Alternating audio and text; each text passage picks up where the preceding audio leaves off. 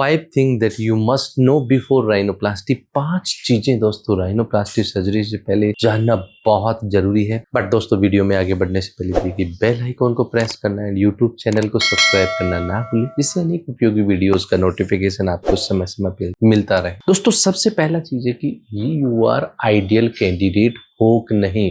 That means कि आपको rhinoplasty की वाकई जेन्युइन जरूरत है।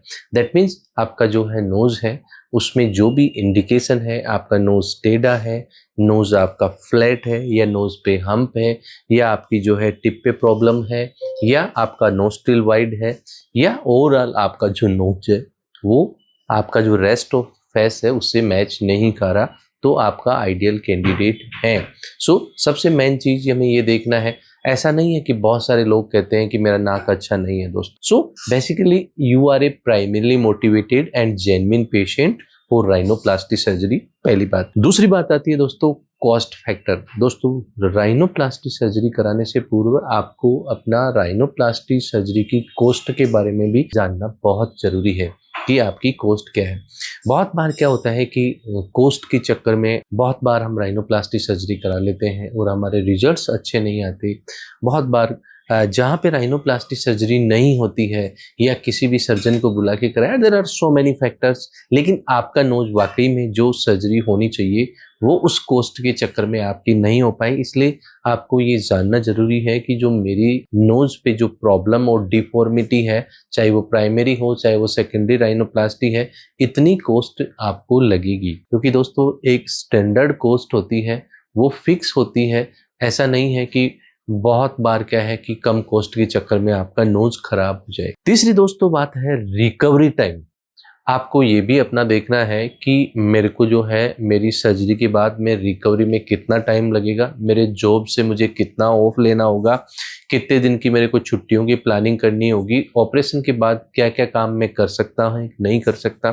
जैसा कि दोस्तों राइनोप्लास्टी सर्जरी में करीब 2 दिन आपको हॉस्पिटल में एडमिट रहना होता है। उसके बाद में जो है वो नाक पे आपके प्लास्टर रहता है 10 दिन तक। तो 10 दिन तो करीब करीब आपके ये चलेंगे, क्योंकि 10 डेज तो अगर आप प्लास्टर लगा के कहीं बाहर जाते हैं तो एवरीवन आस्क इन इंडिया, सो आपको 10 दिन का छुट्टी तो आपको घर पे लेना होगा। यस, वो अलग बात है, घर पे आप अपना सिस्टम पे काम करना, मूवी वॉच करना, घूमना, ये सब कुछ कर सकते हो। और ऑपरेशन के बाद में आप फ्लाइट जर्नी से या टैक्सी जर्नी से आप जा सकते हो, जो भी आपका स्टेट या जगह है। ऐसा नहीं है कि आप नहीं जा सकते। और उसके बाद में 10 दिन बाद जब प्लास्टर हट जाता है तो आप अपना रूटीन कामकाज कर सकते हो। कुछ चीजें हैं heavy weight lifting, smoking, alcohol, वो आपको 1 महीने नहीं करना होता।